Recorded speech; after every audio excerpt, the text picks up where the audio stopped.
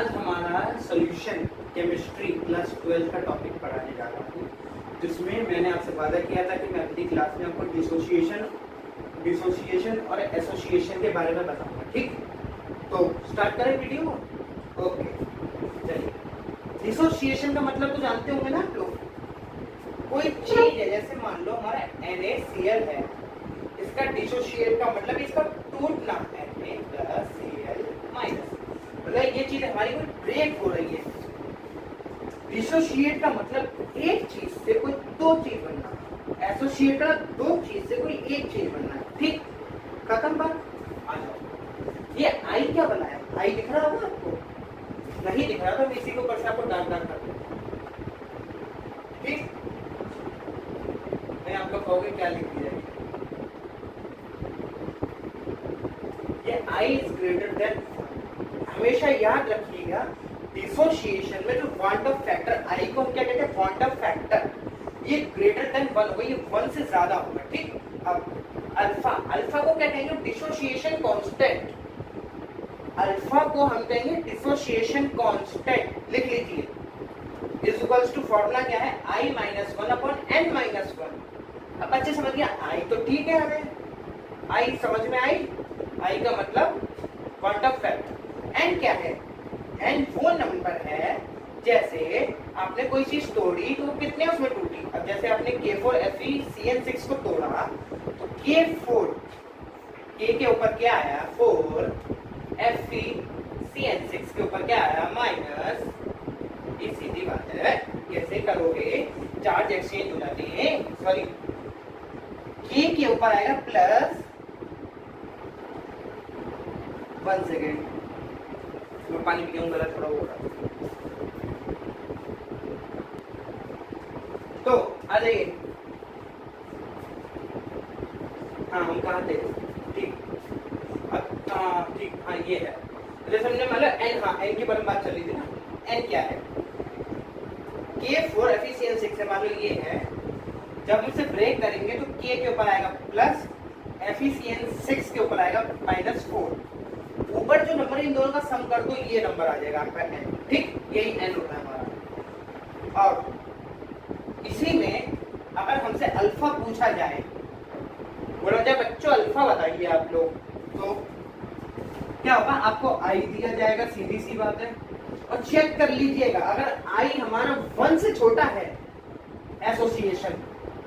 Association में हमेशा आई छोटा होगा। ये आपकी जानने की ट्रिक है। क्या है ये ट्रिक? अगर आई हमारा 1 से बड़ा है, आई हमारा 1 से बड़ा है तो डिसोसिएशन, आई हमारा 1 से छोटा है तो एसोसिएशन। फॉर्मूला ये देखिए, पहले हमसे आई और n दिया जाएगा, हमको तो अल्फा पूछा जाएगा। लेकिन मोस्ट ऑफ केस में हमसे अल्फा दिया जाता है। डिसोसिएशन कांस्टेंट बोलेंगे 50% डिसोसिएट हो गया, और आपको कोई केमिकल दे देगा जैसे NaCl का, तो आपको n की वैल्यू पता है 2, 50% पता है, ये आई निकल जाएगा तुम्हारा। ठीक, ऐसे होता है। वैल्यू याद कर लिया। अगर अल्फा हमारा 1 है, 1 कब होगा? 100% पे 1 होगा। 100% डिसोसिएट मतलब जो चीज थी हमारी, मान लो NaCl 50 ग्राम था, तो 50 ग्राम का 50 ग्राम टूट गया। ठीक, तो क्या होगा? हमारा आई होगा वो n के बराबर हो जाएगा। ठीक, अगर अल्फा हमारा 1 है तो आई और n की वैल्यू दोनों बराबर हो जाएगी। जैसे यूरिया का n पता ही आपको क्या होता है? 1, आई भी 1, NaCl का 2, MgCl2 का 3, K4FeCN6 का 5। ठीक, आ जाओ एसोसिएशन पे। आई कम होना चाहिए 1 से, मैंने पहले बताया। फॉर्मूला अलग है इस बार।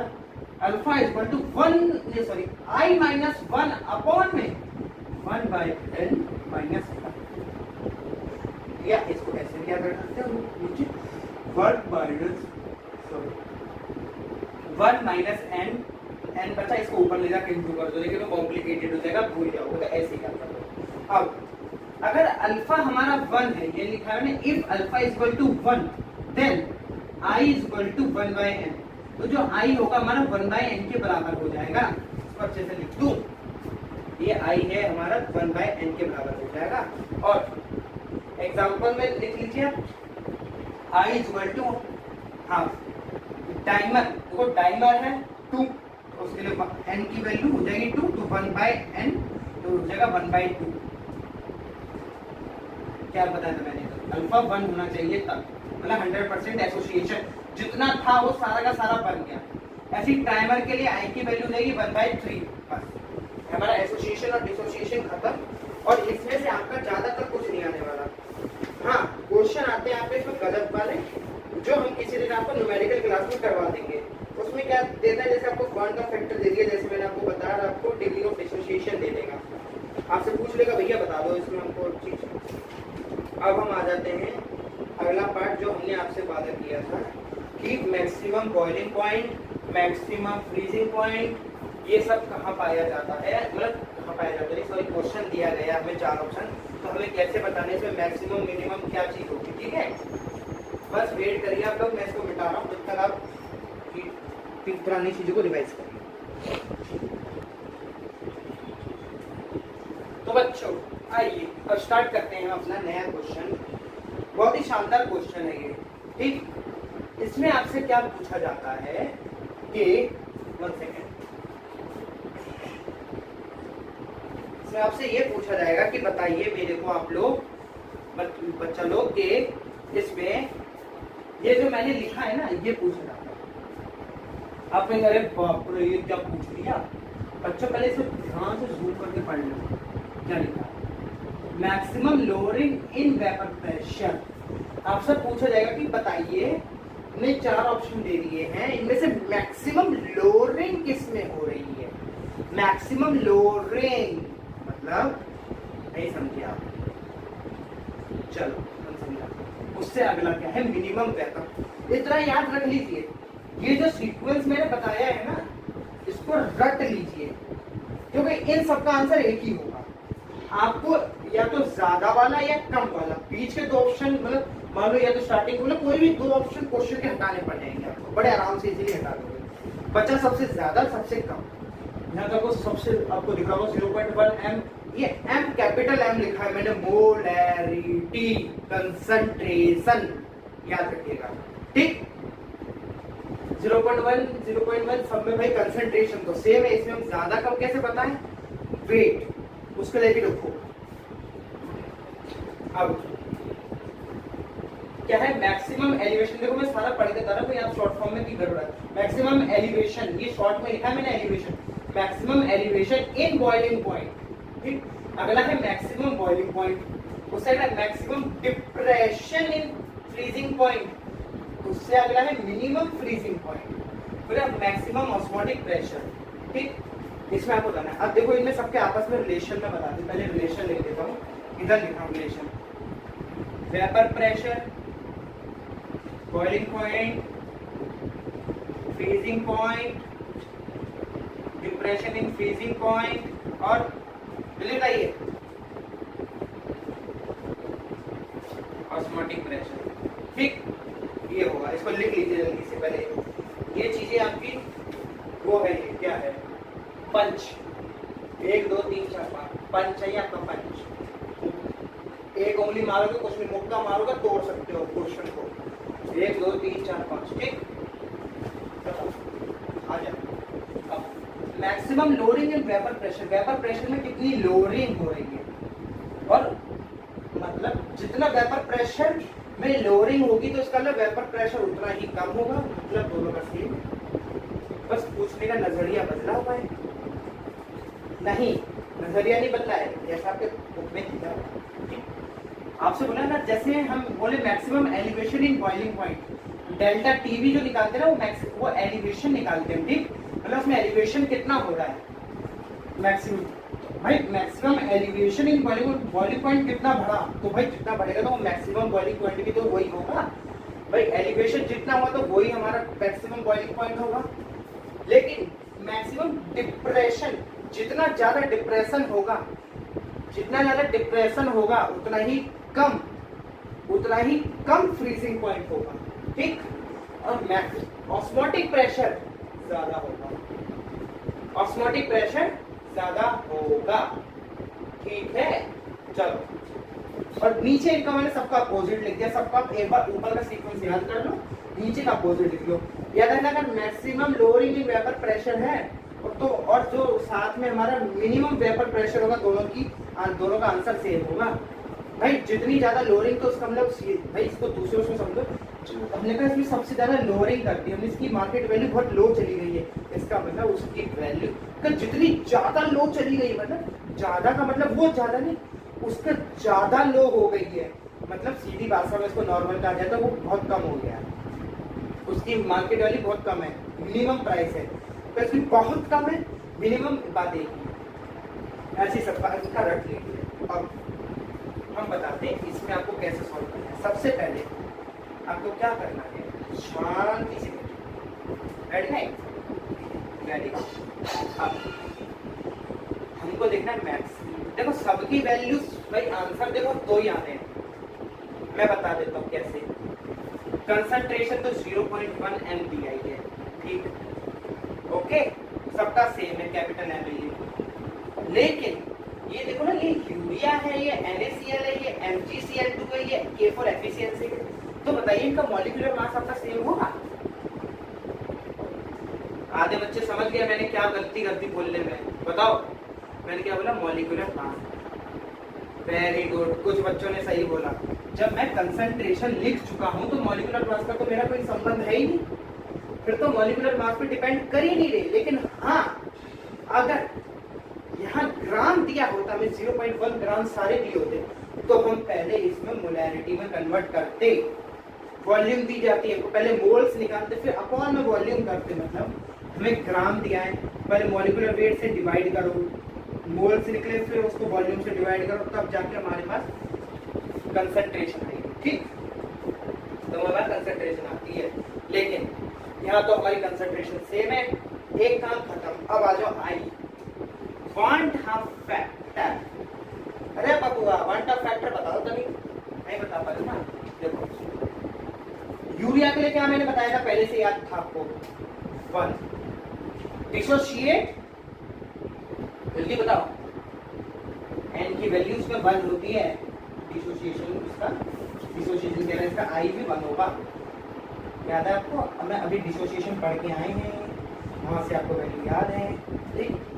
NaCl के लिए आई कितना होगा, 2 होगा, MgCl2 के लिए आई क्या होगा, 3 होगा, और K4 एफिशिएंसीज के लिए आई क्या होगा हमारा, 5 होगा, ठीक है ना। K4 और एफिशिएंसी से तो इसको तोड़ेंगे तो इसके ऊपर माइनस का 4 आ जाएगा, इसके प्लस का 1 आ जाएगा, दोनों को ऐड करेंगे तो -3 नहीं होगा, हमें माइनस को देखना ही नहीं है, हमें तो बस खाली 4 और 1 को प्लस करना है, ठीक, वो वैल्यू आ जाएगी। ये ट्रिक पे उसका आप याद कर सकते हो, नहीं तो उसका मेथड, असली मेथड कुछ और, ठीक। अब याद करो, जब हमने तोड़ा NaCl को तोड़ा, सीधी बात है, Na पे प्लस चार्ज आता है, Cl पे माइनस आता है, दोनों को जोड़ दोगे 2, ऐसे MgCl2, 2 ऊपर चला जाएगा 2, Mg का इधर 1 है, Mg के पीछे 1 को हम लिखते नहीं, 1 इधर आ गया तो 3 हो गया, ठीक, ऐसे सबके आई लिख दिए हमने, आई सीधी बात है। कंसंट्रेशन हमारे पास है ही, सबकी कंसंट्रेशन है ही। अम्मा यार ये बताओ पहले, अगर हम आपसे पूछे डेल्टा टीवी मतलब maximum elevation in boiling point, या डेल्टा टीएफ, हम मैक्सिमम आपसे मैक्सिमम क्या नाम, डिप्रेशन इन फ्रीजिंग पॉइंट पूछे तो फॉर्मूला क्या था, आई इनटू एमई तो था, केबी और केएफ को भूल जाओ, उसकी बात नहीं चल रही, ठीक। तो पहले इतना लिखो, पहले आई सबकी आई की वैल्यू लिखो, देखो बेटा, लिख लिया, चलो अच्छी बात है, आ जाओ।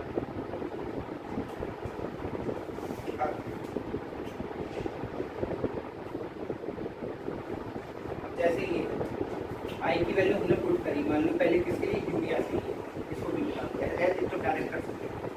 अच्छा मेरे को ये बताओ, हमने कंसंट्रेशन और आई को इंटू करा, सबकी कंसंट्रेशन और आई को इंटू, मैक्सिमम और मिनिमम कहाँ मिल रहा है, ऑब्वियसली मिनिमम यहाँ मिलेगा वैल्यू 0.1 ही मिलने वाला है, यहाँ मैक्सिमम यहाँ मिलेगा 0.5, बीच के 2 का मैं हैप्पी बर्थडे करता हूँ, इनसे हमें मतलब नहीं, मैंने कहा ना हमें 2 ऑप्शन घटाने अपने आप हट जाएंगे, एक मैक्सिमम वैल्यू निकाल लो, एक नंबर आई इंटू एम, मतलब आई को कंसंट्रेशन को इंटू कर दो बस, और तुम्हें कुछ करना ही नहीं है, तुम्हें सही बताऊँ, मैं गारंटी दे रहा हूँ तुम्हें कुछ करना ही, और ये क्वेश्चन ना बहुत इंपॉर्टेंट है। आई और एम को मतलब जो कंसंट्रेशन, अगर मान लो हमें नॉर्मेलिटी दी जाए, याद रखना नॉर्मेलिटी दी जाए तो क्या करेंगे, नॉर्मेलिटी का भी एक फॉर्मूला होता है, जल्दी बताएं। ठीक, एफ क्या फैक्टर, फैक्टर कोलिंग क्या है? अभी जब आप मोल्स वाला चैप्टर पढ़ोगे ना, ये आपने पढ़ा ही होगा, जानते होंगे फैक्टर किसे कहते हैं। NaCl के लिए क्या होता है? वही आई की तरह ऐसे समझ। ठीक, पर नॉर्मेलिटी बहुत कम दी जाती है, सबसे ज्यादा तो मोलैरिटी दी जाती है। अब क्या करना है आपको, बीच के दो का हैप्पी बर्थडे कर दो, इनसे मतलब नहीं। अब हमें मतलब है हमारा ए ऑप्शन, ये सॉरी डी ऑप्शन, ए और डी तो बचे। अब क्या करना है आपको बताइए, maximum lowering in vapour pressure. चलिए इससे आप कंफ्यूज करेंगे। अब मेरे को ये बताइए, maximum elevation in boiling point. Boiling point का मैंने फॉर्मूला क्या बताया था? Delta TV equal to i into m, मतलब मोलैरिटी इंटू केवी। केवी को हम नहीं अभी कंसिडर करते। ठीक, तो आई इंटू एम करोगे तो बताओ मैक्सिमम, हमने बोला मैक्सिमम तो 0 पॉइंट ज्यादा होगा या 0.5 ज्यादा होगा? जल्दी बताओ भाई। केवी हम इंटू कर देंगे तो वो एक अलग चीज है, वो तो सब में सेम रहेगा। लेकिन ये बताओ 0.1 को केवी से इंटू करेंगे तो वैल्यू ज्यादा आएगी कि 0.5 को? ऑब्वियसली 0.5 को केवी से इंटू करेंगे तो मैक्सिमम एलिवेशन होगा, इससे करेंगे तो मिनिमम हो जाएगा। तो बच्चों आप किसी एक का भी आंसर निकाल दोगे तो आपका क्वेश्चन खत्म। पता है क्या करो, आप इस चीज को रट लो पहले, कौन कौन सी चीज एक ही उसमें आती है, सबका आंसर ये है। फिर उसका अपोजिट नीचे, अगर आपसे कोई एक चीज पूछ रहा है, आप उसका दिमाग नहीं लगा पा रहे हो, पहले तो आप ऐसे कर लो कि भाई आई इंटू कंसंट्रेशन को इंटू करके मैक्सिमम मिनिमम वैल्यू छांट दो, बाकी सब खत्म कर दो। मैक्सिमम और मिनिमम वैल्यू मिल गई आपको। अब आपको पता है ये सीक्वेंस है, इस सीक्वेंस में देख लो, आपको पता है भाई हमारा फ्रीजिंग पॉइंट, भाई मैक्सिमम डिप्रेशन फ्रीजिंग पॉइंट ऊपर वाले में आता है, ऊपर वाले मतलब मैक्सिमम में आता है। तो मैक्सिमम किस में होता है भैया? जहाँ पे हमारी आई की वैल्यू ज्यादा हो, सीधी बात।